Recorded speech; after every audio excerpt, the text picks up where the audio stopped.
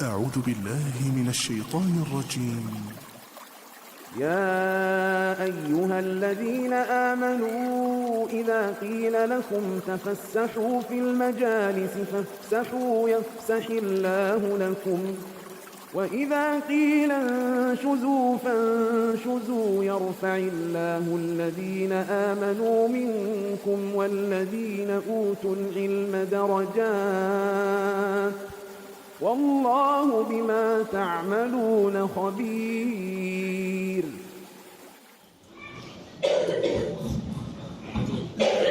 Assalamualaikum warahmatullahi wabarakatuh. Innal hamdalillah nahmaduhu wa nasta'inuhu wa nastaghfiruh wa na'udzu billahi min shururi anfusina wa min sayyiati a'malina. Man yahdihillahu fala mudilla lahu wa man yudlil fala hadiya lahu. Asyhadu an la ilaha illallah wahdahu la syarika lahu wa asyhadu anna Muhammadan 'abduhu wa rasuluh. Ya ayyuhalladzina amanu taqullaha haqqa tuqatih wa la tamutunna illa wa antum muslimun. Ya ayyuhan nasu taqu rabbakum alladzi khalaqakum min nafsin wahidah wa khalaqa minha zawjaha wa batha minhuma rijalan katsiran wa nisaa wattaqullaha alladzi tasaaluna bihi wal arham innallaha kana 'alaykum raqiba. Ya ayyuhalladzina amanu taqullaha wa qulu qawlan sadida yuslih lakum a'malakum wa yaghfir lakum dhunubakum wa may yuti'illaha wa rasulahu faqad faza fawzan 'azima. Amma ba'd, fa inna khairal hadithi kitabullah wa khairal huda huda Muhammadin sallallahu alaihi wasallam wa syarrul umuri muhdatsatuha wa kullu muhdatsatin bid'ah wa kullu bid'atin dhalalah wa kullu dhalalatin finnar. Ikhwani fillah azza wa jalla jami'an. Alhamdulillah kita dipertemukan kembali setelah sekian lama kita, karena memang waktunya hanya sebulan sekali. Ini merupakan nikmat Allah yang tidak tiada tara. Kenapa? Karena sebagian saudara-saudara kita di jam seperti ini banyak terlena dengan banyak hal aktivitas yang mungkin mereka sadar atau tidak sadar. Banyaknya majelis ilmu yang mereka tinggalkan. Dan ini kalau tidak salah pertemuan ketiga dari pembahasan sebuah kitab yang sangat mulia, yakni kitab Al-Mumti'. Al-Mumti' sebagaimana kita ketahui bahwasanya ini adalah kitab yang membahas sebuah kaidah yang sangat agung yang berkenaan dengan amaliyah seorang hamba, yang berhubungan dengan qawaid al-fiqhiyah. Al-qawaid al-fiqhiyah. Baik, kita langsung saja karena waktunya sangat singkat. Kita sampai ke kaidah yang ketiga. Kaidah yang ketiga ini berbunyi, yang dibawakan oleh Syekh Musallam atau Syekh Muslim ini adalah al-masyaqqatu tajribu taysir. Al-masyaqqatu tajribu taysir. Apa itu al-masyaqqah? Al-masyaqqah itu adalah kesusahan, kepayahan atau keletihan. Tajribu taysir, menghasilkan atau membawa kepada sebuah kemudahan. Jadi artinya kesusahan, kesulitan yang menghasilkan atau membawa kepada kemudahan atau keringanan. Itu judul dari kaidah besarnya. Baik. Nah, yang dimaksud dengan kesusahan atau kesulitan yang menghasilkan sebuah kemudahan di sini, yakni kesusahan ataupun kesulitan yang terpisah dari sebuah taklif atau pembebanan syariat kepada seorang mukallaf. Apa mukallaf, Mas? Mukallaf itu orang yang sudah terbebani oleh syariat. Singkatnya demikian. Jadi yang dimaksud kesusahan apa ini? Kesusahan yang terpisah dari pembebanan suatu syariat. Yang artinya apabila ada kesusahan atau kesulitan yang menempel kepada sebuah syariat secara terus-menerus itu tidak akan mendapatkan keringanan. Seperti itu nanti insya Allah dengan contoh-contohnya akan makin jelas. Baik. Kesulitan menghasilkan keringanan, maksudnya seperti apa? Dijelaskan oleh para ulama kita. Makna dari kaidah ini adalah hukum-hukum syar'i yang dalam prakteknya, hukum-hukum syar'i yang dalam prakteknya dia akan menimbulkan kesulitan atau kepayahan. Dia akan menimbulkan kesulitan atau kepayahan.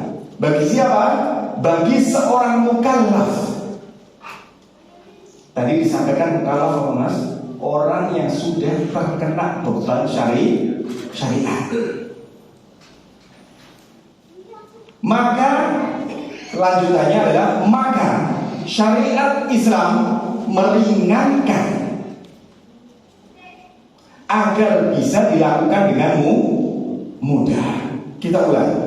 Hukum-hukum syariat yang dalam prakteknya dia menimbulkan sebuah kesulitan atau kepayahan bagi seorang mukallaf.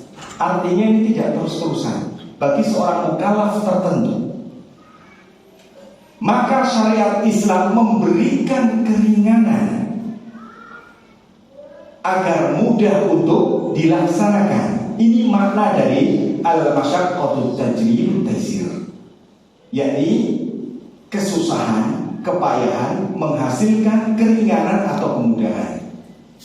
Jadi keringanan tersebut diberikan oleh syariat supaya mukallaf atau orang-orang tersebut mampu untuk melaksanakan taklif atau pembebanan tersebut. Itu maksudnya.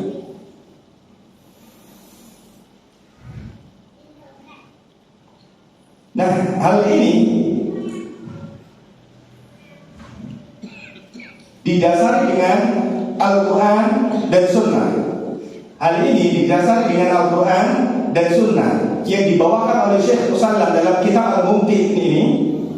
Di antaranya adalah dalil yang mendasari al-masyaqqatu tajlibu taysir. Dalil yang pertama yang beliau bawakan adalah panjang sekali, ini anak singkat saja. Al-Baqarah 185. Karena syahidnya ada di sini. Allah berfirman, "Syahrul Ramadan alladzi unzila fihi al-Qur'an hudan lin-nasi wa bayyinatin minal huda wal furqan. Faman syahida minkum asyhara falyasum wa man kana maridan aw 'ala safarin fa'iddatun min ayyamin ukhra." Perhatikan ayat ini bisa dijadikan dalil mengenai tentang keringanan sebuah syariat. Apabila seorang mukallaf tersebut mengalami kesusahan atau kepayahan dalam menjalankan taklif atau pembebanan syariat tersebut. Dari mana? Mari kita baca. Syahrul Ramadan alladzi unzila fihi al-Qur'an. Bulan Ramadan yang di dalamnya diturunkan Al-Qur'an, hudan linnas sebagai petunjuk manusia. Wa bayyinatin minal huda wal furqan, dan penjelasan berupa petunjuk dan pembeda. Faman syahida minkum asyhara, barang siapa seorang mukallaf yang seorang sudah dibebani syariat, dia menemui bulan ini, Allah mengatakan falyasum, maka hendaklah dia berpuasa. Wa man kana maridan, barang siapa yang di sana dia sakit. Ini pengecualian kondisi seorang mukallaf. Terus kenapa? Au 'ala safarin, dia dalam kondisi sakit atau dalam kondisi sedang bersafar.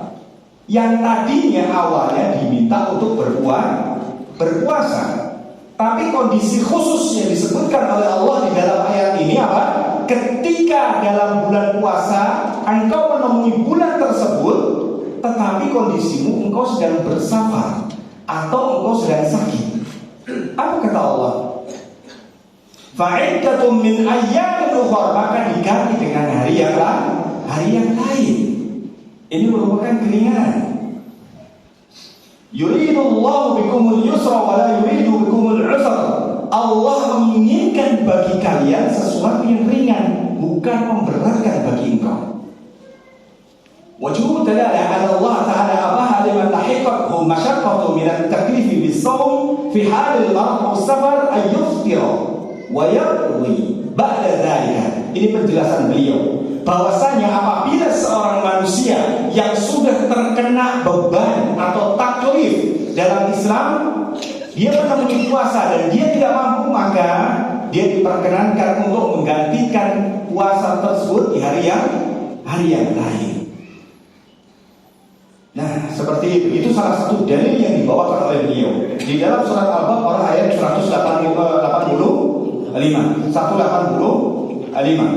Yang kedua, dalil yang beliau bawakan adalah surat An-Nisa ayat 101. Wa idza darabtum fil ardi falaysa 'alaykum junahun an taqsuru min as-salat in khiftum an yaftinakum alladhina kafaru. Allah berfirman, wa idza darabtum fil ardi, apabila engkau berjalan di atas muka bumi, apabila engkau bepergian di atas muka bumi, falaisa 'alaikum junah, tidak ada dosa bagi kalian. Dosa yang seperti apa? Antaksuru minas shalah, engkau meringkas salat. Dengan sebab apa? In khiftum ayyaftinakum alladziina kafaru, jika kalian khawatir ada orang-orang kafir yang menyerang kalian. Jika di perjalanan khawatir diserang oleh orang-orang, artinya dalam keadaan peperangan dia tidak aman, maka diperintahkan apa?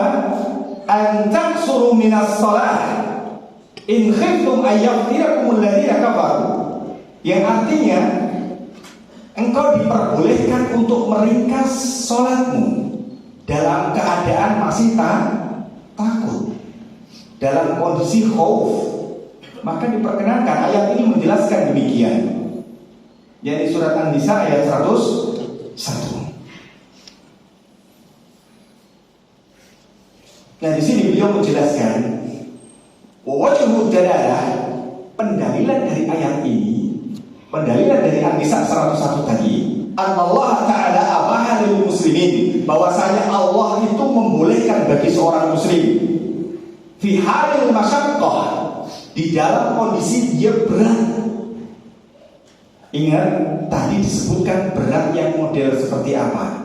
Berat yang tidak selalu menempel pada sebuah ibadah. Tidak selalu, Mas. Di sini penekanannya tidak selalu menempel kepada ibadah tersebut. Nanti insya Allah penjelasannya. Al-mutamatsilah fil khauf 'inda al-qitali ayuqsaru shalah wa yughayyiru naqbiha. Di sini dicontohkan adalah salat khauf ketika dalam kondisi darurat, dan di situ berubah juga aturan sholatnya. Ini merupakan keringanan yang diberikan oleh syariat Allah, bahwasanya yang tadinya sholatnya seperti biasa yang kita lakukan, tapi di dalam al-qital, peperangan, sholatnya sholat khauf berbeda caranya. Nah, ini merupakan keringanan seperti itu.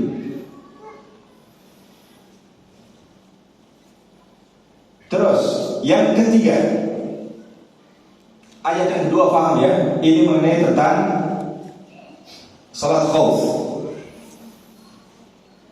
Al-ayat dalah ala jawazil akhdhi bil aysar wal ashal fi halil wuqu'i fi ad-darurah.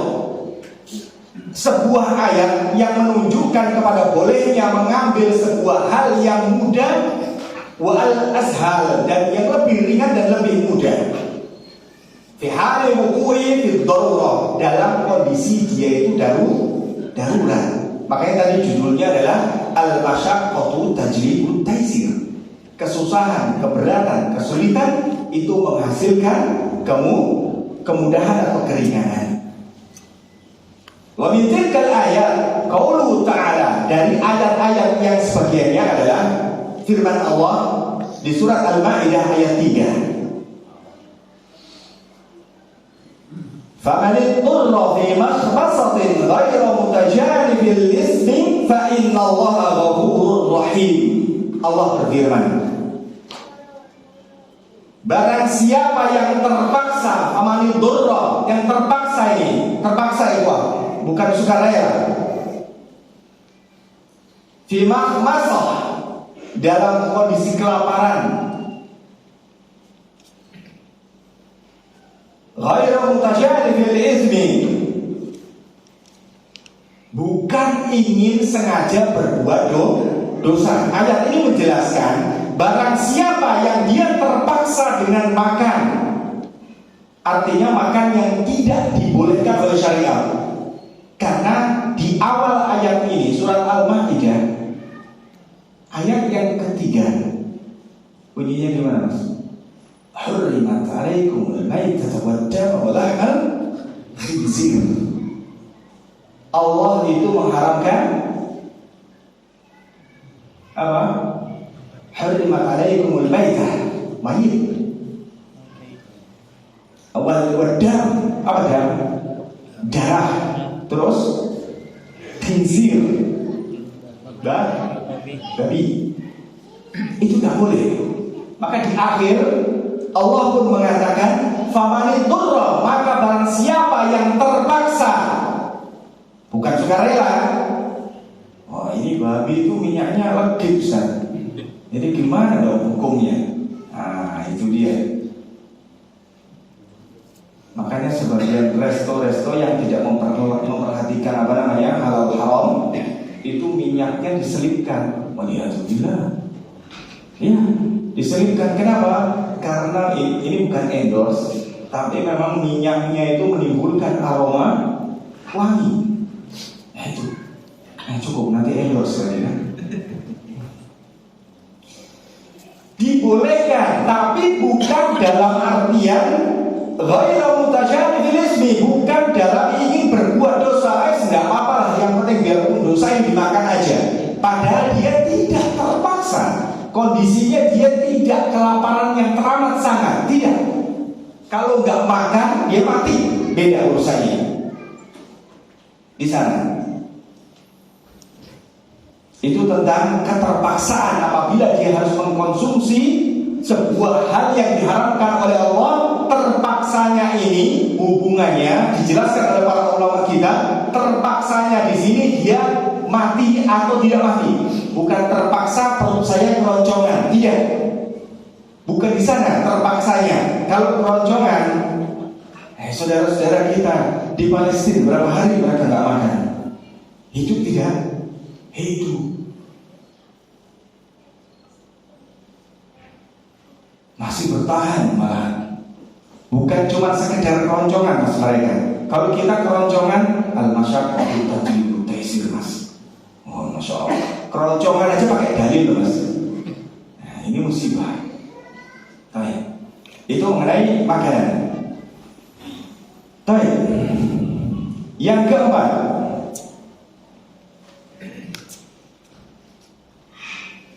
firman Allah di surat An-Nahl ayat 106. Allah mengatakan, wa man kafara billahi min ba'di imanihi illa man ukriha wa qalbuhu mutmain. Nah, ini ayat ini berkenaan tentang kisahnya Ammar bin Yasir. Surat An-Nahl ayat 106. Ini menjadikan dalil al-masyaqqatu tajlibu taysir.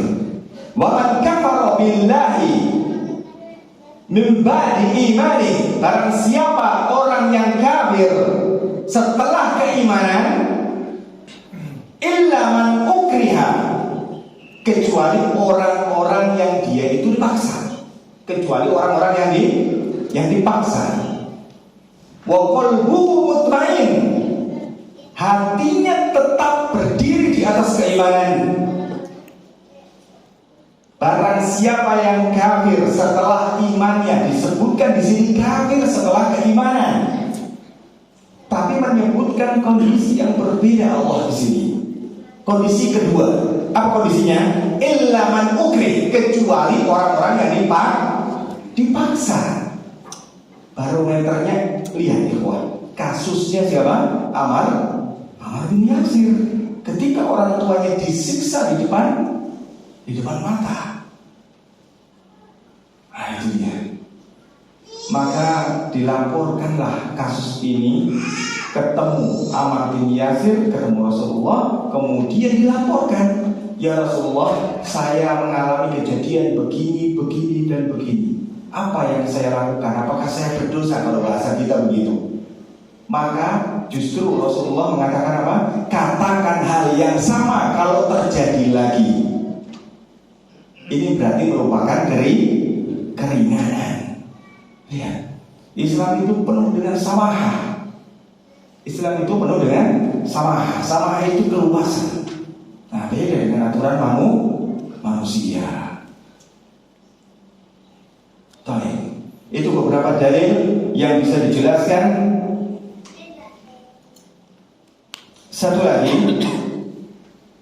An-Nisa ayat 143. An-Nisa ayat 43. Wa in kuntum marda aw ala safarin aw jaa ahadun minkum minal ghaib aw lamastum nisa falam tajidu ma'an fatayammamu sa'idan thayyiban.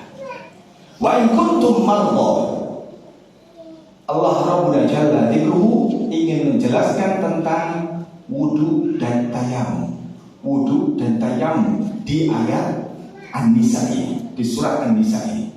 Wa in kuntum marda, jika kalian itu sakit, aw ala safarin, atau di dalam kondisi perjalanan,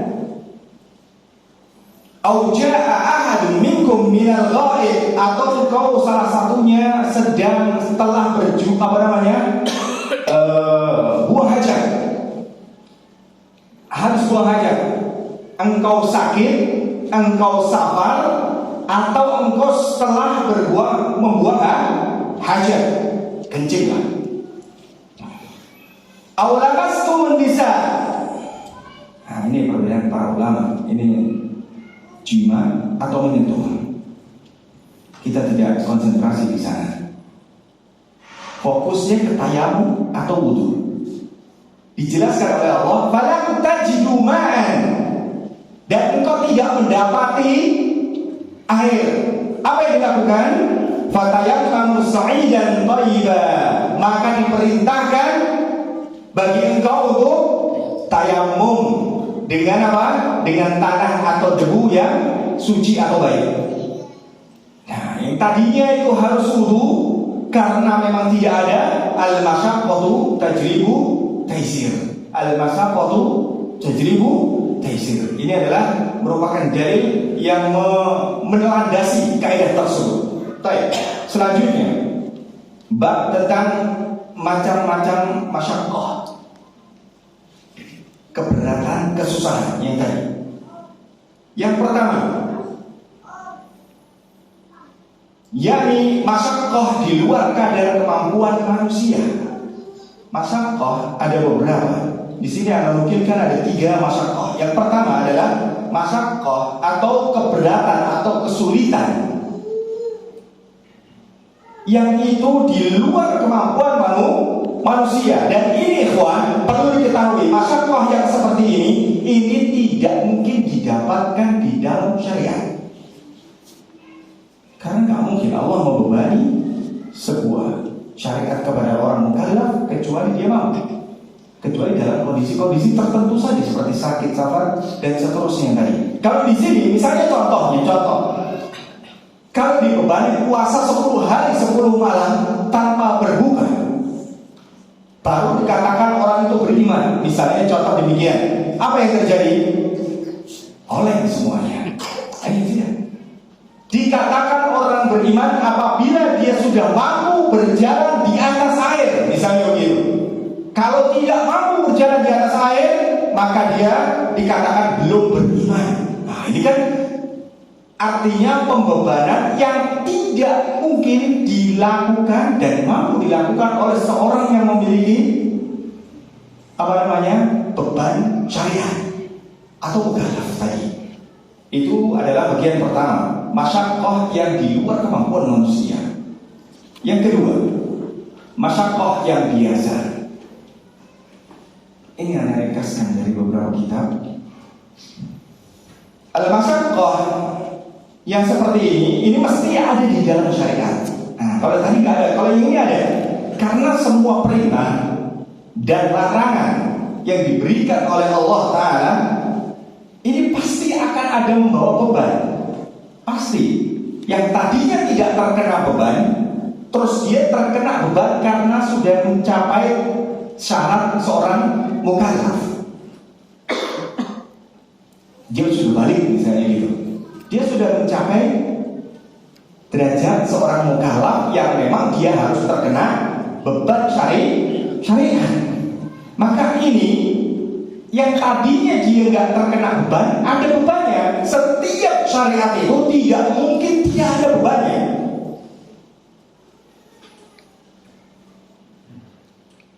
Contoh puasa. Kira-kira yang tadinya tidak dikenai taklif atau beban puasa, sekarang dia dikenai puasa. Kira-kira ada bebannya tidak? Ada masyaqqah tidak? Ada. Oh, saya orang beriman, Ustaz. Saya tidak lemes, saya tidak haus. Begitu? Tidak. Pasti ada masyaqqah. Yang apa? Haus, lapar, lemes. Iya tidak? Kalau tidak ada haus dan lapar, terus kenapa Rasulullah mau mengajarkan kita doa buka puasa? Gimana doanya? Zahaba dhamar wa talatil uruq wa thabata ajru insyaallah. Ya. Haus hilang dahaga, kata Rasulullah. Itu menandakan apa? Itu juga beban. Tapi ini beban yang biasa, yang senantiasa nempel kepada sebuah syariat. Kan tadi di awal sudah disampaikan, maksudnya masyaqqah yang seperti apa? Masyaqqah yang tidak senantiasa mengiringi syariat. Terus contohnya adalah sholat subuh. Ini adalah masyaqqah biasa. Kenapa masyaqqah biasa? Ada nggak bebannya? Masyaqqahnya ada tidak? Ada. Dingin, ngantuk. Bapak-bapak mandi, ya kan? Iya tidak. Makanya kalau bisa jaraknya minimal setengah jam, jangan 5 menit. Gitu. Kata Ustaz kita, tidak semuanya jamaahnya itu orang tua. Masih ada yang anak muda. Iya tidak? Yang harus mandi. Paham ya? Yang paham ya? Itu juga masyaqqah, Mas, namanya masyaqqah. Kebeban, dingin, ngantuk, mandi. Tapi ini beban masyaqqah yang biasa, masuk yang biasa. Kenapa? Karena masyaqqah seperti ini senantiasa nempel kepada taklif atau syariat, gak bisa dilepaskan. Termasuk jihad. Apa masyaqqahnya? Yang senantiasa ada. Sakit, ada jihad indah. Sakit pasti. Lapar, capek. Iya tidak? Pasti itu. Korban harta, korban keluarga, dan seterusnya. Itu jihad. Jadi nggak bisa dinafikan. Atau hukuman mati. Wah, karena hukuman mati itu sakit, maka ini mendapatkan keringanan. Dia pasti sakit, kan gitu. Aku hukum potong tangan. Itu pun bukan sekedar permen terus potong tangan, Mas. Bukan. Ada langkah-langkah tersendiri, ada ukuran-ukuran tersendiri untuk memotong tangan tersebut. Jadi tidak semuanya hal yang mencuri terus kemudian dipotong tangan. Tidak. Ada batasan tertentu di sana. Itu adalah karena hal ini pun juga dijelaskan oleh Imam Suyuti bahwasanya Masyaqqah yang dia itu mendapatkan keringanan itu masyaqqah yang seperti apa? Gitu. Masyaqqah atau kesulitan atau berat yang mendapatkan keringanan dari sebuah syariat itu adalah masyaqqah yang tidak senantiasa menyertai syariat tersebut. Hanya terkadang-kadang menyertai oleh mukallaf tertentu. Paham di sini? Ini ringkasan dari perkataan Imam Suyuti. Faham tidak? Jadi masyaqqah yang dia itu tidak senantiasa menyertai sebuah syariat. Munculnya masyaqqah tersebut kadang-kadang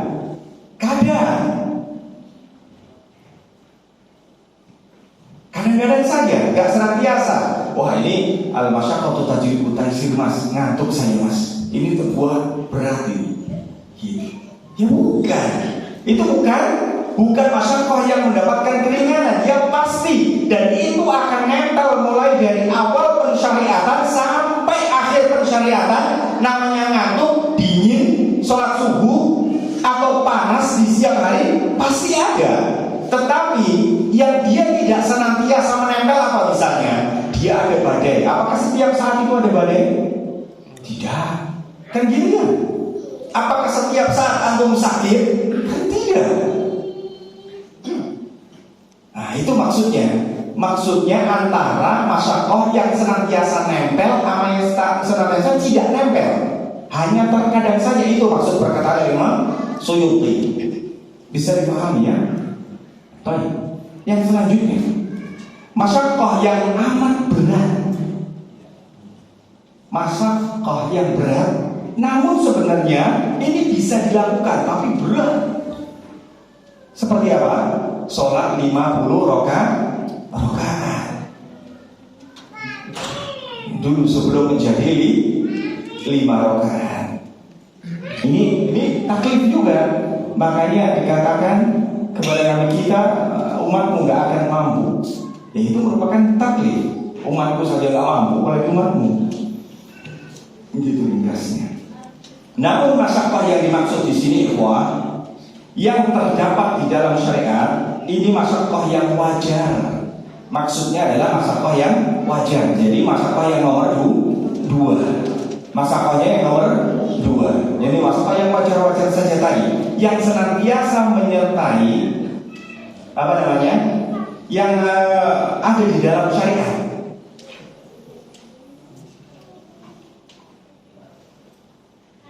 Maka di sini Allah memberikan keringanan, misalnya yaitu puasa Ramadan. Puasa Ramadan di siang hari dalam kondisi sakit tadi. Seperti itu. Tapi yang perlu diingat bahwasanya masyaqqah atau keberatan yang diberikan pada sebuah taklif atau pembebanan syariat oleh Allah itu ada 2 hal ini, Pak. Yang pertama bahwasanya di balik syariat itu pasti ada hikmah yang lebih besar. Itu pasti ada hikmah yang lebih besar. Itu yang pertama, hal yang wajib diketahui seorang hamba, bahwasanya kita dibebankan sebuah syariat itu pasti ada hikmah. Tahu atau tidak tahu, sadar atau tidak sadar, ada hikmah dari hal itu. Itu pasti ada. Contoh, jihad. Walaupun kita membenci hal ini, walaupun itu berat, itu ada hikmah. Hikmah yang lebih besar daripada hilangnya sebuah nyawa dari seorang mujahid. Apa? Hikmah yang terbesar dari jihad, li'ila'i kalimatillah, untuk meninggikan kalimat Allah. Karena jihad itu tujuannya bukan untuk membesarkan golongan, bukan untuk membesarkan nama dia sendiri, bukan untuk membesarkan partai dia, bukan untuk membesarkan hizb, tapi untuk li'ila'i kalimatillah. Karena Nabi kita pun menyebutkan litakuna kalimatullahi ulia. Jihad itu fungsinya untuk apa? Untuk supaya nama Allah itu tinggi, kata Nabi kita Muhammad SAW. Ini adalah hikmah yang terbesar dan yang lebih besar daripada semua pengorbanan di dalam jihad. Ini tujuan jihad yang utama, yaitu untuk meninggikan kalimat Allah, li'la'i kalimatillah, litakuna kalimatullahi ya ulia, supaya nama Allah itu menjadi tinggi. Terus yang kedua, yang dianggap berat itu sebenarnya belum tentu adalah sebuah keberatan. Ini hal yang wajib diingat. Kenapa ikhwah? Yang berat itu belum tentu dianggap berat, karena jiwa itu yang kurang bersih biasanya, itu yang menganggap bahwasanya pensyariatan itu berat. Itu berat. Kenapa? Karena kotornya jiwa. Ya mungkin tadinya gampang untuk bangun malam, dia susah bangun malam. Dan seterusnya amalan-amalan yang pernah disyariatkan oleh Allah yang dulu mudah, sekarang tidak. Maka solusinya gimana? Solusinya banyak istighfar. Itu diajarkan oleh Imam Ibnu Qayyim rahimahullah ta'ala. Kita diminta untuk banyak istighfar. Kenapa begitu, Ustaz? Kenapa begitu? Antum perhatikan ya, antum perhatikan. Ketika orang sakit, nasi yang awalnya itu tidak keras, kalau dia makan, rasanya kira-kira gimana, Mas? Menjadi keras, iya tidak?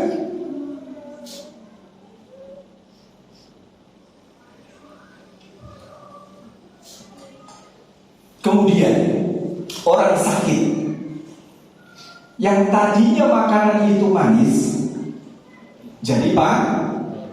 Kenapa? Karena jiwanya sakit, karena badannya sakit. Begitu juga manusia, dia itu akan mudah untuk menerima pembebanan syariat tersebut ketika dia mampu untuk membersihkan badan tersebut. Jadi ketika kok aku jadi begini, itu koreksi dirinya, tingkah laku apa yang sudah saya perbuat. Karena gak usah diumumkan, gak usah diumumkan. Kullu ummati mu'afa illal mujahirin. Seluruh umatku itu dimaafkan. Kenapa? Kecuali orang yang terang-terangan berbuat dosa. Sudah berbuat dosa bangga dipamerkan.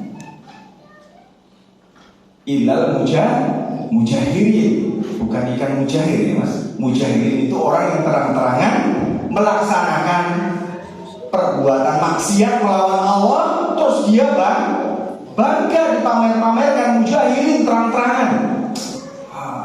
Ente baru segitu. Ini udah 2 botol biasa aja.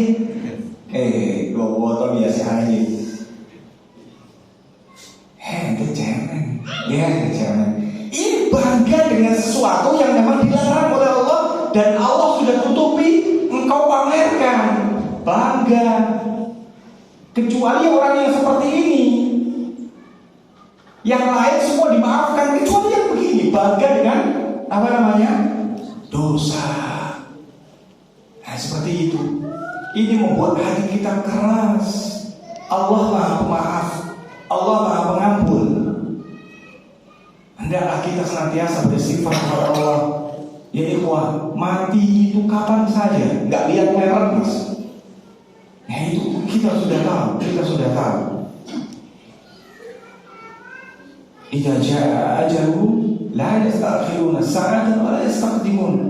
Jika sudah datang waktunya mati, dikodein sama Allah, tidak akan diakhirkan dan tidak akan dipercepat.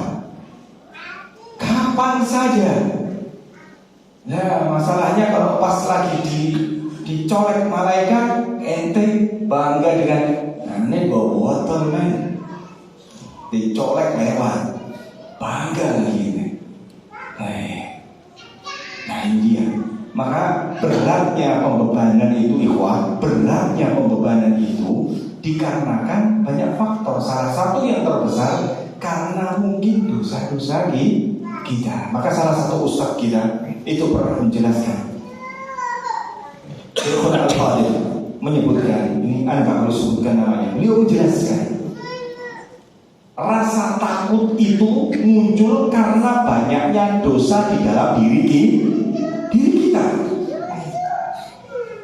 Ya kalau kita resapi, antum lihat, aduh aku takut mati, aku takut nanti kalau dia apa-apakan, dosaku udah banyak, iya tidak?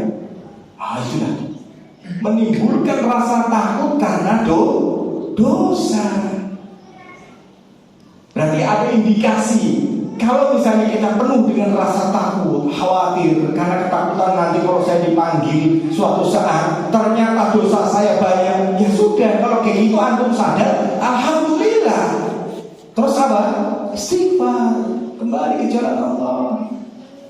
Idza jaa ajaluhum la yastakhiruna sa'atan wa la yastaqdimun. Tidak akan dikasih kode kapan ente mau dipanggil. Ayat itu menjelaskan demikian. Kapan aja dicolek, ayo. Gitu. Ini yang membuat jiwa kita jadi berat. Selanjutnya, sebab-sebab keringanan. Sebab-sebab keringanan. Maksudnya keringanan apa? Dengan sebab apakah keringanan itu akan diberikan oleh syariat? Nah gitu, kepada seorang mukallaf. Yang salah satunya adalah safar. Nomor satu adalah safar. Ini keringanan yang akan diberikan. Kenapa? Nabi kita menjelaskan bahwasanya safar itu adalah sepotongan adab. Karena di sana kesusahan, berat, yang tadinya kita nggak pernah jalan seperti itu, melaksanakan berat seperti itu, kita diminta untuk ini, itu dan seterusnya. Maka itu diberikan keringanan oleh syariat untuk tidak menjalankan ibadah yang dibebankan oleh Allah kepada mukallaf sebagaimana mestinya. Contohnya apa? Sholat boleh dikosor, yang tadinya 4 menjadi 2. Boleh dijamak. Yang tadinya 2 menjadi 2 tetap 2 Ustaz. 2 enggak boleh dikosor. 2 tetap 2. Kalau 3 tetap 3. Yang boleh dikosor itu cuma 4. Boleh dijamak. Terus sholat Jumat dan seterusnya. Jamaah termasuk. Itu kan? Safar, jamaah cuma termasuk. Terus yang kedua, sebab-sebab keringanan yaitu sakit.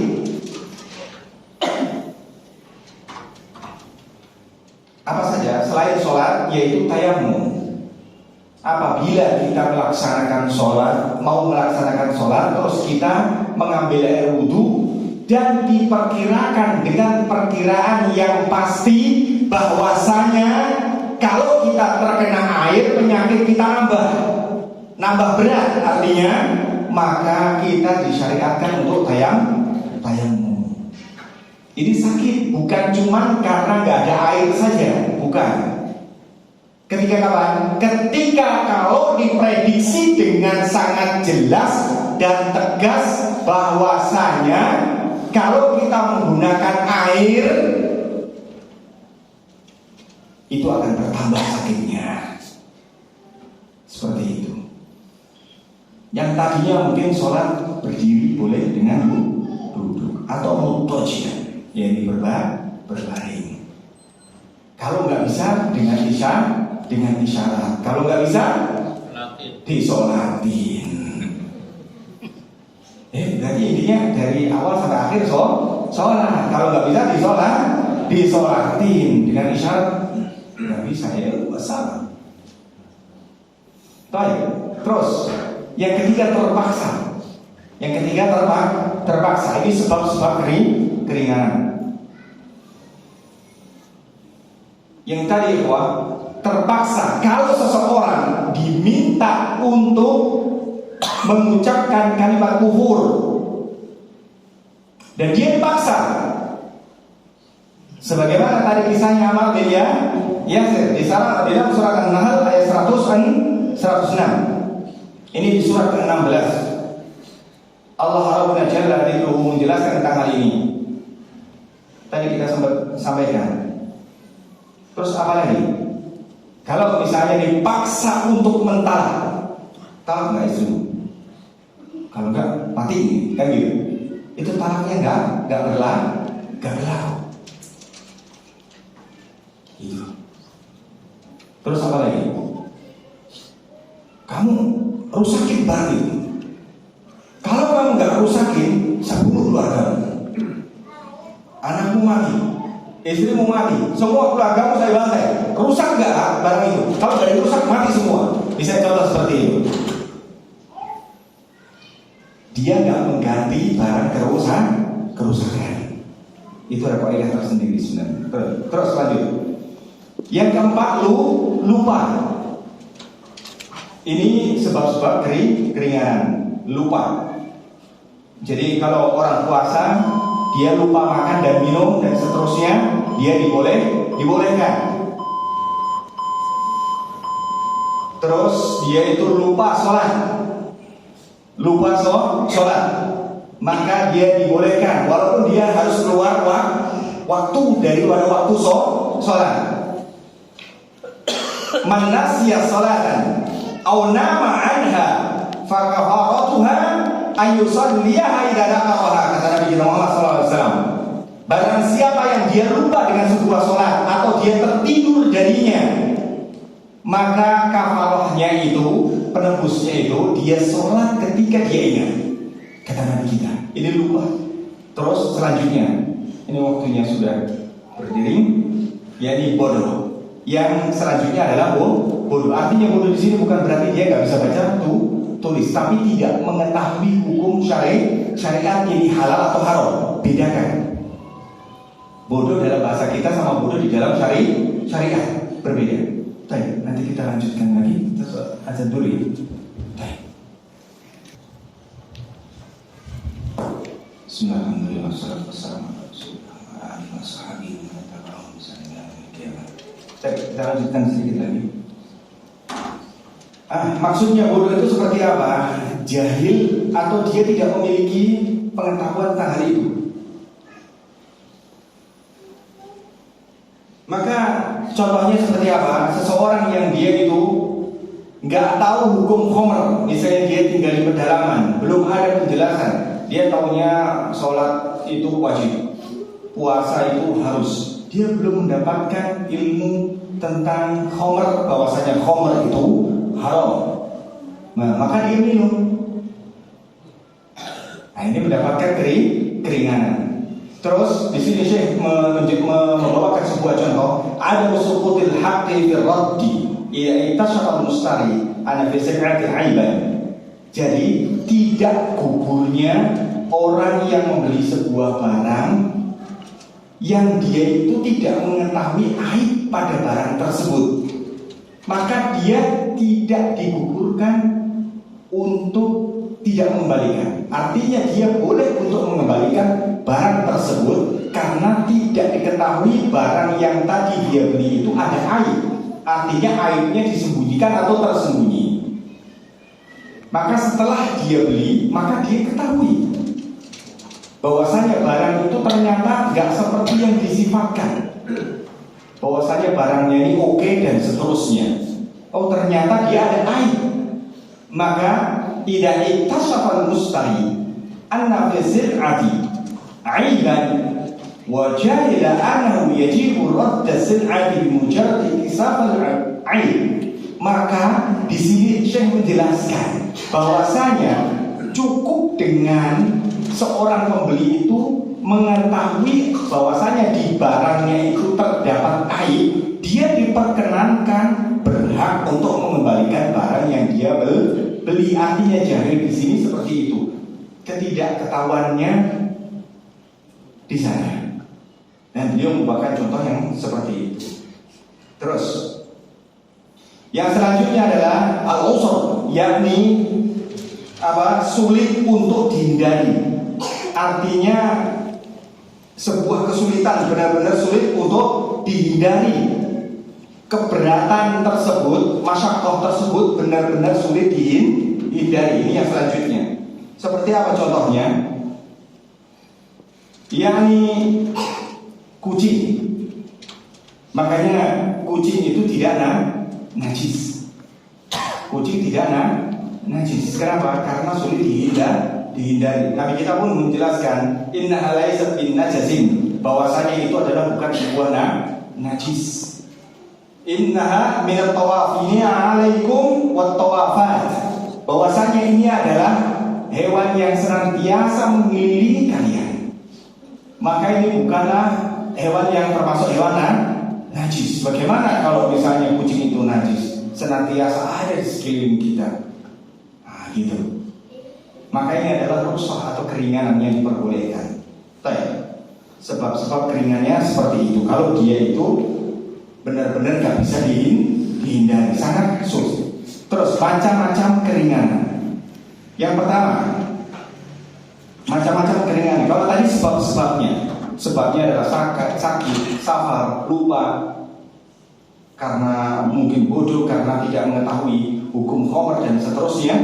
Sekarang macam-macam keringanan. Yang pertama, digugurkan jenis macam-macam keringanan yang digugurkan dari kewajiban. Yakni contohnya adalah nifas dan haid. Dia digugurkan dari kewajiban menunaikan ibadah. Salah satunya adalah sholat dan puasa. Terus yang kedua, dikurangi dari asalnya. Macam-macam keringanan, yakni dikurangi dari asalnya. Yang tadinya sholat 4 rakaat menjadi 2. Karena apa? Karena sakit dan karena safar. Terus yang ketiga, diganti dengan yang lain. Yang ketiga, macam-macam keringanan itu diganti dengan yang lain. Boleh memajukan waktu, diganti yang lain itu artinya kayak semacam tadi kita jelaskan. Wudu yang aslinya harus pakai air bisa diganti dengan tayammum. Itu artinya macam keringanan yang dia itu diganti. Terus yang keempat, memajukan dari waktu yang sebenarnya lebih maju. Itu biasa kita kenal dengan apa? Jamaah takdim. Yakni memajukan sholat yang tadinya di belakang. Memajukan sholat asar dikerjakan pada sholat zuhur, misalnya demikian. Atau bayar zakat. Yang tadinya itu yang diutamakan adalah sebelum sholat Aid, dimajukan sehari atau 2 hari sebelum Aid. Itu diperkenankan. Terus yang selanjutnya, mengakhirkan waktu yang sebenarnya. Ini macam-macam keringan. Mengakhirkan waktu yang sebenarnya. Bolehnya mengakhirkan waktu zuhur yang tadi kita asar digeser kepada zuhur, sekarang zuhurnya boleh digeser di pada asar. Ini merupakan sebuah keringanan. Terus saat terpaksa. Yang selanjutnya adalah macam-macam keringanan itu saat terpaksa. Yang haram jadi boleh, yang haram jadi boleh. Makan haram yang boleh dalam kondisi darurat. Makan yang haram dalam kondisi darurat. Kalau yang haram enak gimana? Ini muskilah. Ini bukan darurat lagi.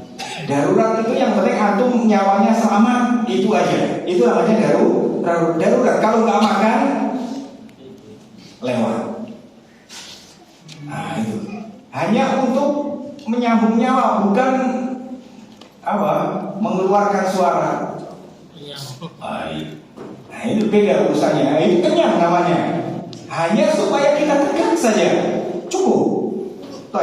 Itu dibolehkan. Itu mungkin di bab fikih lebih detail lagi. Yang 7 adalah merubah. Ini macam-macam keringanannya, yaitu yang dia itu merubah keringanannya, bisa merubah dari sifat taklif aslinya. contohnya adalah apa? Sholat khauf dalam kondisi perang. Dalam kondisi perang, maka ini dibolehkan untuk merubah aturan. Yang tadinya sholatnya demikian lengkap dari awal sampai akhir, maka yang 2 rakaat nungguin yang depan dan seterusnya. Habis itu bergantian 2 rakaat gitu. Yang lain memantau gitu. Baik. Dan contoh dari al-masyaqqatu tajribu taysir ini adalah, contohnya yang pertama adalah bolehnya memakan bangkai haram. Namun yang haram asalnya bangkai itu adalah haram, namun dalam keadaan terpaksa dia boleh. Itu contoh penerapannya al-masyaqqatu tajribu taysir. Makan barang haram, yakni misalnya contohnya bangkai ataupun khamr, kalau dia tidak minum khamr tersebut dia mati. Gak ada sudah, misalnya dia sudah 1 bulan gak ketemu air atau sekian pekan, kalau dia gak minum mati. Ataupun dia bangkai. Terus contohnya yang kedua adalah asuransi. Nah, ini banyak sekali. Ini boleh ketika kapan? Asuransi konvensional maksudnya. Ini boleh ketika kapan? Ketika kita sulit tidak bisa menghindari hal tersebut. Misalnya contohnya apa, Mas? Antum beli tiket. Ini tidak. Kalau tiket bisa antum hindari asuransinya. Misalnya contohnya di KRL ada tidak?